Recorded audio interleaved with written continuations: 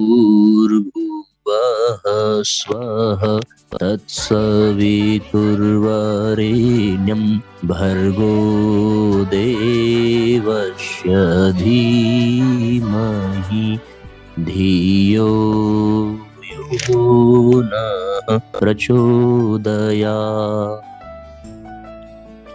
ओम सद्गुरु चरण कमलेभ्यो नमः। गुरु सत्ता को सादर प्रणाम करते हुए साथियों, आइए आज के सत्र में प्रवेश करें। ऑनलाइन दैनिक स्वाध्याय का आज 902 एपिसोड हम लोग प्रारंभ करने जा रहे हैं। अब तक हम सभी ने 82 पुस्तकें परम पूज्य गुरुदेव के द्वारा लिखी हुई उनका स्वाध्याय किया और हम युग निर्माण योजना अखंड ज्योति पत्रिका का भी स्वाध्याय नित्य निरंतर इसके माध्यम से कर रहे हैं। आप सब अधिक से अधिक लोगों तक शेयर करें और अधिक से अधिक लोगों को जुड़ने के लिए प्रेरित करें, जिससे कि ज्ञान का आलोक घर घर तक पहुंचे। अखंड ज्योति पत्रिका नवंबर अंक की जिसका स्वाध्याय हम कर रहे हैं, आज उसका अगला अध्याय है रुद्राक्ष का औषधीय गुण। आइए इस बिंदु पर चर्चा करें। इसके अंतर्गत लिखते हैं कि भारतीय संस्कृति के सांस्कृतिक प्रतीकों में रुद्राक्ष एक विशिष्ट स्थान रखता है, जो इसकी धार्मिक एवं आध्यात्मिक आस्था का अभिन्न हिस्सा रहा है। इसका मुख्य कारण है रुद्र एवं अक्ष अर्थात भगवान शिव के आंसुओं के रूप में इसकी पहचान। माना जाता है कि जब भगवान शिव से आशीर्वाद प्राप्त त्रिपुरासुर सृष्टि के लिए खतरा बन गया, तो उसका संहार करने के लिए शिव ने रुद्र रूप धारण किया और तब उनकी आंखों से निकले आंसू धरती पर गिरे तथा उन्होंने रुद्राक्ष का रूप धारण किया। अतः इसे भगवान शंकर के प्रतीक के रूप में माना जाता है, जिसे माला से लेकर कलावा, कवच, मुकुट और न जाने कितने रूपों में धारण किया जाता है। हिंदू धर्म में विशेष रूप से शिव व शक्ति की उपासना में इसका विशेष महत्व रहता है। वह इसकी माला से जप किया जाता है। इसका पौधा प्रमुखतया हिमालयी क्षेत्रों में 6000 से 9000 फीट की ऊंचाइयों में पाया जाता है। भारत सहित नेपाल के उच्च क्षेत्रों में यह बहुतायत में पाया जाता है। भारत में रुद्राक्ष उत्तराखंड, अरुणाचल प्रदेश, असम जैसे हिमालयी क्षेत्रों में पाया जाता है। इसके अतिरिक्त दक्षिण भारत के मैसूर, नीलगिरी और कर्नाटक में भी रुद्राक्ष के पौधे मिलते हैं। भारत के बाहर इंडोनेशिया, नेपाल और मलेशिया देश रुद्राक्ष के प्रमुख स्रोत हैं। नेपाल में पाया जाने वाला रुद्राक्ष आकार में अधिक बड़ा होता है, जबकि इंडोनेशिया व मलेशिया का रुद्राक्ष छोटा होता है। रुद्राक्ष मूलतः शीतल जलवायु का पौधा है, जो ठंडी जलवायु में अधिक बढ़ता है। अधिक तापमान वाली जगह में इसे छायादार जगह में उगाया जाता है। ये एक सदाबहार पेड़ है जो तीव्रता से विकसित होता है। इसके पौधे में 3-4 वर्षों बाद फल आना प्रारंभ हो जाता है। इसके साथ ही इसका पौधा हरा भरा बहुत सुंदर लगता है। वसंत ऋतु में यह सफेद पुष्पों के साथ लदा हुआ परिवेश की सौंदर्य राशि में वृद्धि करता है। इस तरीके से साथियों, रुद्राक्ष के हम सभी वस्तु स्थिति को समझने का प्रयत्न कर रहे हैं। आगे इसी पंक्ति में लिखते हैं, रुद्राक्ष के पेड़ का वैज्ञानिक नाम इलियोकार्पस गेनिस्ट्रस है। ये औसतन 60 से 80 फीट ऊंचा होता है और 150 से 200 फीट की ऊंचाई तक बढ़ता देखा गया है। रुद्राक्ष की 300 से अधिक प्रजातियां हैं, जिनमें लगभग 35 प्रजातियां भारत में पाई जाती हैं। एक पूरी तरह से विकसित पेड़ वर्ष भर में लगभग 1000 से 2000 फल देता है। मान्यता है कि प्राचीन काल में 108 मुखी वाले रुद्राक्ष होते थे, किंतु आज इसमें 1 से 21 रेखाएं अर्थात मुख पाए जाते हैं। नेपाल में 27 मुखी रुद्राक्ष तक मिला है। रुद्राक्ष का मापन मिलीमीटर में होता है। इंडोनेशिया में मिलने वाला रुद्राक्ष जहां 5 से 25 मिलीमीटर के बीच होता है, तो वहीं नेपाल में मिलने वाला रुद्राक्ष 20 से 35 मिलीमीटर का होता है। 14 मुखी रुद्राक्ष को सबसे शक्तिशाली रुद्राक्ष माना जाता है, जबकि एक मुखी को सबसे विरल, पावन तथा श्रेष्ठ माना जाता है। इसे साक्षात शिव स्वरूप माना जाता है। महाभागवत पुराण में कहा गया है कि जिस घर में एक मुखी रुद्राक्ष रहता है, उस घर में सदा माता लक्ष्मी वास करती है। 4, 5 और 6 मुखी रुद्राक्ष सबसे सामान्य है। पंचमुखी रुद्राक्ष जहां सबसे अधिक मिलते हैं, वह कम कीमत में उपलब्ध हो जाते हैं, तो वहीं 1 मुखी, 14 मुखी व 21 मुखी रुद्राक्ष दुर्लभ रहते हैं तथा बेहद महंगे होते हैं। इसका फल पकने पर नीले रंग का होता है, इसलिए यह ब्लूबेरी बीड्स भी कहलाता है। इसका सामान्य रंग जहां भूरा होता है, तो वहीं यह सफेद, काले, पीले और लाल रंग में भी मिलता है। इसके फल प्रारंभ में हरी बेरियों की तरह दिखते हैं, जो समय के साथ नीला रंग ले लेते हैं। पका हुआ फल स्वतः ही धरती पर आकर गिर जाता है। फल के छिलके से अलग कर बीज को निकाला जाता है, जिसका आकार क्षेत्र व ऊंचाई द्वारा निर्धारित होता है। हिमालय क्षेत्र में उगने वाले रुद्राक्ष को विशेष गुणकारी माना जाता है। उसका कारण क्या है कि हिमालय के शिखर में निश्चित रूप से भगवान भूत भावन, भगवान शंकर की विशेष उपस्थिति रहती है। आगे के क्रम में लिखते हैं कि अतः हिमालयी क्षेत्र में उपजने वाले रुद्राक्ष में विशेष शक्तियां व चिकित्सकीय क्षमताएं रहती हैं। इस तरह रुद्राक्ष अपनी दिव्यता के साथ औषधीय गुणों से भी भरपूर है। इसकी माला को धारण करने से भूत बाधा व नकारात्मक विचार दूर होते हैं। इसकी माला गले में धारण करने से रक्त का दबाव अर्थात उक्त रक्तचाप नियंत्रित होता है। रुद्राक्ष से निकलने वाले तेल से दाद, एक्जिमा और मुहासों से राहत मिलती है। ब्रोंकियल अस्थमा में भी आराम मिलता है। दिल की बीमारी व घबराहट में रुद्राक्ष एक प्रशांतक औषधि का काम करता है। इसके पत्तों में एंटीबैक्टीरियल गुण पाए जाते हैं, इसीलिए इसके पत्तों का लेप घाव के उपचार में किया जाता है। इसके आयुर्वेद में इसके औषधीय गुणों की चर्चा हुई है। इसके पत्तों में सरदर्द, माइग्रेन, एपिलेप्सी तथा मानसिक रोगों का उपचार किया जाता है। फल के छिलके का उपयोग सर्दी, फ्लू और बुखार में किया जाता है। साथ ही इसके पत्तों व छिलकों का उपयोग रक्त के शोधन में भी किया जाता है।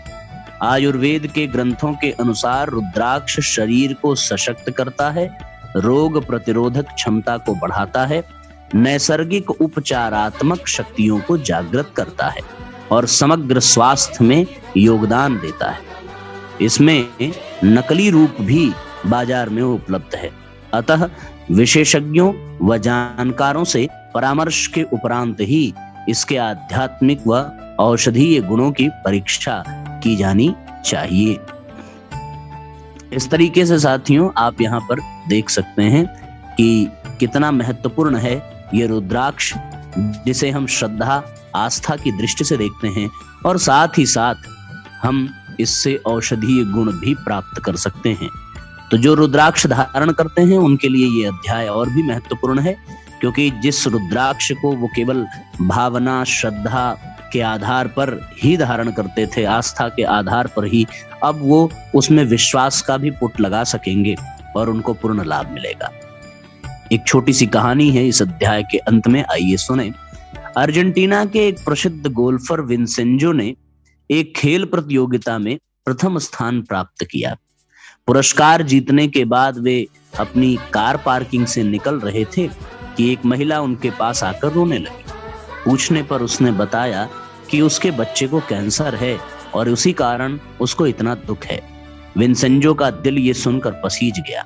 उन्होंने तुरंत पुरस्कार में जीती सारी राशि उस महिला को हाथों हाथ दे डाली।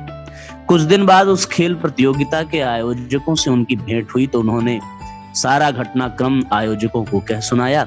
सारी घटना सुनकर आयोजक बोले, अरे आप तो लुट गए, वो महिला तो धोखेबाज है, कई लोगों को ऐसी ही कहानी बनाकर लूट चुकी है। इस पर विंसेंजो परेशान होने के स्थान पर बोले, अरे ये तो बड़ी खुशी की बात है, आप लोगों ने तो मेरा मन ही हल्का कर दिया। मैं तो पिछले 1 महीने से इसीलिए ही नहीं सो पाया था कि मुझे उस महिला के बच्चे को हुए कैंसर की चिंता हो रही थी। मेरे पैसे चले गए उसकी मुझे चिंता नहीं है, बल्कि मुझे तो प्रसन्नता इस बात की है कि उसके बच्चे को कैंसर नहीं है। पैसा तो आता जाता ही रहेगा, महापुरुषों के हृदय सदा करुणा से सिक्त ही रहते हैं। कितनी सुंदर बात है। जो लोग ये कहते हैं साहब कि मैं ठगा गया, मुझे बेवकूफ बनाया गया, उनके लिए ये कहानी तो भाई बड़ी मार्मिक है। उसका विशेष कारण ही यही है कि उन्हें ये विचार करना होगा कि उनके लिए महत्व क्या है, समाज की सेवा अर्थात पैसा। लूटने वाला ही दोषी होता है, लूटने वाला नहीं। ऐसी स्थिति में बहुत सुंदर प्रेरणा इस पंक्ति से मिलती है। आइए अगले अध्याय की ओर चलें। आशा है आप सब लोगों को आवाज अच्छे से आ रही होगी और सभी लोग स्वाध्याय का आनंद भी ले रहे होंगे। हम अगले अध्याय की ओर चलते हैं। ठीक है, प्रारंभ करते हैं। अगला अध्याय है हमारी भाषा हिंदी। हिंदी भाषा के विषय में आज का अध्याय। भाषा संप्रेषण प्रमुख आधार है। यह अतिशयोक्ति नहीं कि है कि मानव जाति का विकास भाषा के माध्यम से ही हुआ है। भाषा अभिव्यक्ति का महत्वपूर्ण साधन है। किसी समाज या देश का विकास उस समाज या देश के लोगों के विचार और उसकी अभिव्यक्ति पर निर्भर करता है। भारत एक बहुभाषी देश है। सुप्रसिद्ध भाषा वैज्ञानिक एवं हिंदी साहित्य के इतिहास के लेखक जॉर्ज अब्राहम गियर्सन ने अपनी पुस्तक लिंग्विस्टिक सर्वे ऑफ इंडिया 1898 से 1928 में लिखा है कि भारत में 364 भाषाएं व बोलियां हैं। The peoples linguistic survey of India भारतीय लोक भाषा सर्वेक्षण 2013 द्वारा वर्ष 2013 में प्रकाशित रिपोर्ट के अनुसार भारत में तब 780 भाषाएं प्रचलित थीं। संविधान द्वारा मान्यता प्राप्त भाषाएं 22 हैं। इस प्रकार अनेक भाषाओं की भिन्नताओं में भी भारतीय संस्कृति एक होने का कारण कश्मीर से कन्याकुमारी तक तथा कच्छ से कामरूप तक की जनता ने अपनी आवश्यकताओं और परस्पर सहयोग के लिए हिंदी भाषा को संपर्क भाषा के रूप में स्वीकारा है। इस प्रकार देश भर में परस्पर सहयोग के लिए जिस भाषा को जनता स्वीकार कर चुकी है उस हिंदी भाषा को आजकल हम राष्ट्रभाषा, देश की भाषा, संपर्क भाषा, जोड़ने वाली भाषा, सहयोग की भाषा आदि नामों से जानते हैं। कहने की आवश्यकता नहीं है, भारत में लगभग 1000 वर्ष पूर्व से ही देश की भाषा, राष्ट्रभाषा या संपर्क की भाषा के रूप में हिंदी का प्रयोग किया जाता रहा है। इसके लिए न तो हिंदी प्रेमियों को आंदोलन की जरूरत पड़ी थी और न ही किसी सरकारी व्यवस्था की शरण की आवश्यकता हुई। हिंदी जनता की मांग पर अपने आप देश की सर्वजन की भाषा बनी हुई है। आज देश में हिंदी के प्रति जो शब्द प्रयुक्त होते हैं वे भिन्न भिन्न क्षेत्रों में प्रयोग होने वाली हिंदी के आधार पर प्रयोग किए जाने वाले शब्द हैं। स्थूल में सबका मतलब यही है कि भारत के हर एक कार्य क्षेत्र में हिंदी का प्रयोग हो, क्योंकि भारत की सामान्य जनता हिंदी को आसानी से समझती है। तो आप देख सकते हैं साथियों, the people linguistic survey of India की स्थिति है जिसमें ये बातें लिखी गई हैं। तो आइए हम अगली पंक्तियों की ओर चलते हैं। जैसे राष्ट्रभाषा हिंदी, राजभाषा हिंदी, प्रशासनिक हिंदी, तकनीकी हिंदी, बोलचाल की हिंदी, प्रयोजन मूलक हिंदी आदि। मगर गौर से देखा जाए तो उपर्युक्त सभी रूप राष्ट्रभाषा हिंदी के ही अंतर्गत आते हैं या समा जाते हैं। अतः स्पष्ट है कि हिंदी का विकास या प्रचार प्रसार किसी भी रूप में क्यों न हो, आखिरकार वो राष्ट्रभाषा हिंदी का ही होता है। जैसा कि हम जानते हैं कि 14 सितंबर 49 को हिंदी को संघ की राजभाषा के रूप में 324 सदस्यों वाली संविधान सभा ने एक मत से स्वीकार किया और 26 जनवरी 50 से देश का संविधान लागू होते ही हिंदी संघ की राजभाषा बन गई। धारा 343 से 351 तक उनके साथ लगे अनुबंधों और उपबंधों में इसका उल्लेख है। जैसा कि पहले कहा गया है, हिंदी राष्ट्रभाषा के रूप में लगभग 1000 वर्ष से चली आ रही है। संविधान या विधि के अनुसार राष्ट्रभाषा का अर्थ कुछ भी हो, परंतु साधारण जनता के अनुसार तो राष्ट्रभाषा वही है जो सारे भारत को जोड़ती है और भिन्न भिन्न मातृभाषियों के बीच में संपर्क भाषा के रूप में काम करती है। इस दृष्टि से भारत की राष्ट्रभाषा हिंदी है। यह मान्यता एक अलिखित परंपरा है जो भारतीय जनता के मस्तिष्क पटल पर सदियों से है। राष्ट्रभाषा के रूप में हिंदी की परंपरा चंदर बरदाई अमीर खुसरो के समय से चली आ रही है। समय समय पर बदलते परिवेश में हिंदी भी बदलती गई। जैसा कि संत कबीरदास ने कहा है कि भाषा बहता नीर है। हिंदी भाषा हमेशा नए शब्दों का गठन, अर्जन और संग्रह करते हुए अपने को नई परिस्थिति के अनुसार ढालते हुए आगे बढ़ती रही है। देश भर में हिंदी का प्रचार प्रसार और विकास देश की जनता की मांग है। देश की जनता ने ही अपने आप इस भाषा को व्यवहार की भाषा के रूप में, संपर्क भाषा के रूप में या फिर आपस में विचार विनिमय के लिए कामचलाऊ भाषा के रूप में स्वीकारा है। को जोड़ने वाली भाषा के में या इस जानकारी को आगे बढ़ाते हुए लिखते हैं, स्वयं जनता ने एक दूसरे के साथ जुड़ने के लिए इस भाषा को स्वीकारा है। भारत के इतिहास में अब तक 2 ऐसी महत्वपूर्ण परिस्थितियां आई हैं जिसमें देश की जनता अपने आप संकीर्ण भावनाओं से ऊपर उठकर एकजुट हो गई थी। दूसरे अर्थों में संपूर्ण भारत एक हो गया था। इन भक्तियां में इस समय देश की जनता देश भ्रमण कर देश की सामाजिक सुधार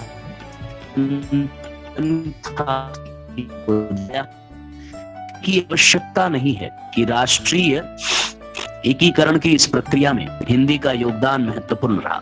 सही अर्थों में उस समय हिंदी राष्ट्रभाषा के रूप में अपना दायित्व निभाती रही।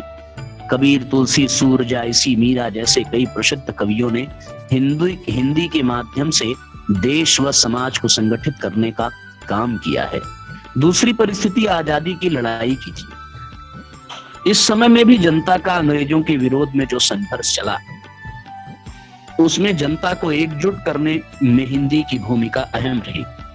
संपूर्ण आजादी की लड़ाई हिंदी के माध्यम से चली थी। ये कहने में कोई अतिशयोक्ति न होगी, उस समय कई महान नेता जिनकी मातृभाषा हिंदी न होते हुए भी उन्होंने अपनी प्रादेशिक संकीर्णताओं से ऊपर उठकर देश के हित में न केवल हिंदी सीखी बल्कि हिंदी का प्रचार व प्रसार भी किया।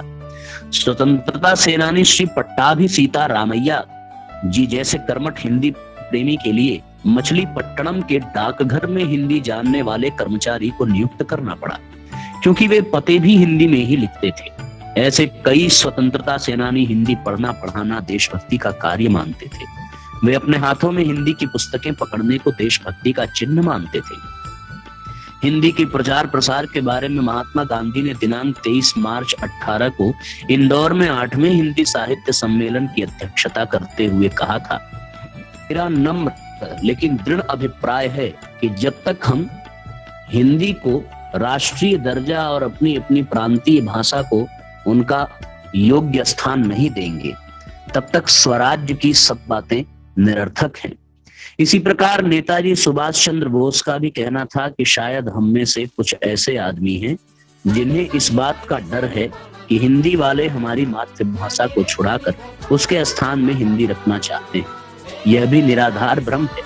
हिंदी प्रचार का उद्देश्य केवल यही है कि आजकल जो काम अंग्रेजी से किया जाता है वो आगे चलकर हिंदी में लिया जाएगा।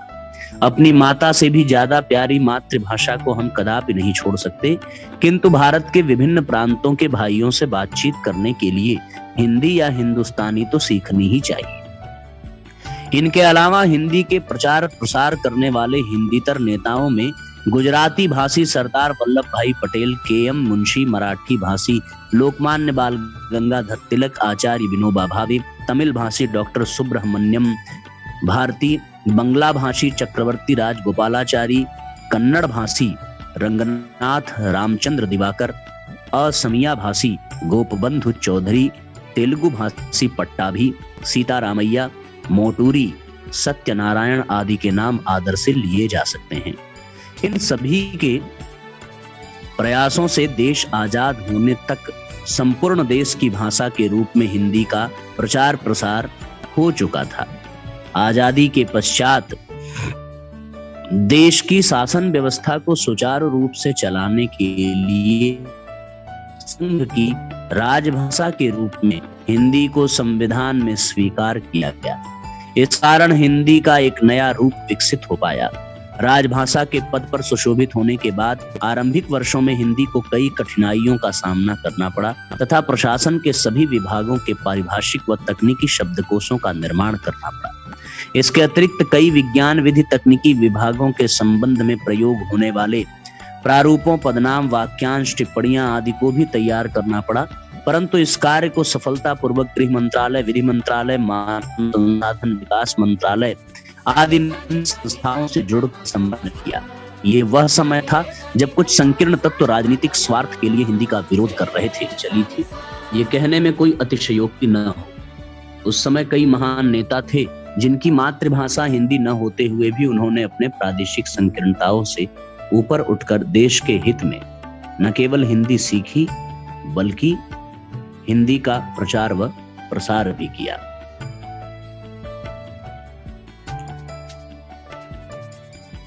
इसके अतिरिक्त कई विज्ञान विधि तकनीकी विभागों के संबंध में प्रयोग होने वाले प्रारूपों, पदनाम, वाक्यांश, टिप्पणियां आदि को भी तैयार करना पड़ा। परंतु इस कार्य को सफलतापूर्वक गृह मंत्रालय, विधि मंत्रालय, मानव संसाधन विकास मंत्रालय आदि ने अन्य संस्थाओं से जुड़कर संपन्न किया। ये वो समय था जब कुछ संकीर्ण तत्व राजनीतिक स्वार्थ के लिए हिंदी का विरोध कर रहे थे। लोग थे जो हिंदी के नए शब्दों पर हास परिहास कर रहे। ये हमारे पारिभाषिक तथा तकनीकी शब्दावली के निर्माताओं का अदम्य साहस एवं सूझबूझ था कि जिन्होंने अथक परिश्रम से नए शब्दों का सटीक निर्माण किया। इस प्रकार कई आरंभिक कठिनाइयों को पार करते हुए आज राजभाषा के रूप में हिंदी पूर्णतः सक्षम हुई है। आज सरकारी कार्यालयों, उपक्रमों, विज्ञान विधि, चिकित्सा, व्यापार, उद्योग, सामाजिक, आर्थिक, सांस्कृतिक, मीडिया, अंतरजाल आदि कई क्षेत्रों में हिंदी विपुल शब्द संपदा के साथ समृद्ध है। अब हिंदी में कमियों को ढूंढने की बहानेबाजी के लिए कोई जगह नहीं है। आज का दौर बहुत बदल चुका है। आज देश की परिस्थितियां बदली हैं। संकीर्णता की मानसिकता से लोग व्यक्तिगत रूप से ऊपर उठ रहे हैं। अब की पीढ़ी हिंदी सीखने सिखाने में रुचि दिखा रही है। आज हिंदी एक आवश्यकता की वस्तु बन गई है। जैसे सामाजिक आर्थिक जरूरत की वस्तु हमेशा अपने आप विकसित होती है, वैसे ही हिंदी की मांग भी बढ़ रही है। सन 1955-65 के बीच चले संकीर्ण भावनाओं से ग्रसित हिंदी विरोधी आंदोलन अब नहीं है। उदारीकरण, निजीकरण और वैश्वीकरण के कारण रोजगार तथा व्यापार के क्षेत्र में हिंदी का प्रयोग बढ़ता जा रहा है। अपने देश में ही नहीं बल्कि दुनिया के कई देशों में हिंदी को सिखाया जा रहा है। संयुक्त राष्ट्र संघ की आधिकारिक राजभाषा के रूप में हिंदी को भी मान्यता मिलने की संभावना है। स्विट्जरलैंड में आल्प्स पर्वत के ऊपर जाने वाले रोपवे ट्रॉली स्टेशन का एक बड़ा सा साइन बोर्ड लगा है। उस पर लिखा है, आल्प्स पर्वत पर आपका स्वागत है।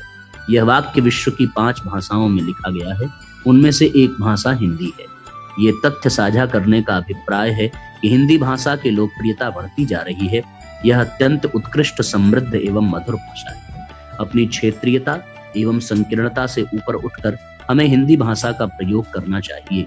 हिंदी बोलकर हमें गर्व का अनुभव करना चाहिए। आइए एक छोटा सा उल्लेख और। महिला संत पेरम्मा भगवत उपासना में तल्लीन थी। तभी कई लोग उनकी कुटिया पर पहुंचकर उनसे मिलने का आग्रह करने लगे। पेरम्मा के शिष्यों ने उन्हें ऐसा करने से रोका, और कहा कि उन्हें आवाज देने से उनकी उपासना में विघ्न पड़ेगा। अतः वे कुछ समय उपरांत लौट कर आए, परंतु अब तक पेरम्मा अपने ध्यान से उठ चुकी थी। उन्होंने बाहर आकर लोगों की परेशानी का कारण पूछा। उन्होंने बताया गांव में किसी का स्वास्थ्य सही नहीं है। पेरम्मा बिना समय गंवाए उन लोगों के साथ चल दी और बीमार व्यक्ति की सेवा शुश्रूषा में निरत हो गई। उन्होंने अपने शिष्यों को उस व्यक्ति के लिए जरूरी औषधि लाने के लिए भेजा, जिसे लेकर वो व्यक्ति स्वस्थ हो गया। अब उनके शिष्यों ने उनसे इस कार्य के लिए अपनी उपासना भंग करने का कारण पूछा, तो वे बोली, समस्त प्राणी ईश्वर का ही अंश है। उनकी सेवा ईश्वर की साक्षात उपासना है। पीड़ा निवारण करने से बढ़कर और कोई साधना नहीं हो सकती। इस तरीके से साथियों आज का अध्याय पूर्ण हुआ। आइए गायत्री मंत्र पढ़ें और आज के सत्र को विराम दें। ओम भूर्भुवः स्वः तत्सवितुर्वरेण्यं भर्गो देवस्य धीमहि धियो यो नः प्रचोदयात्। सभी आत्मीय बंधुओं को बहुत बहुत प्रणाम, बहुत बहुत धन्यवाद जुड़ने के लिए। शेयर करना बिल्कुल न भूलें। कल हम सभी फिर इसी समय मिलेंगे। सबको नमस्कार, शुभ रात्रि।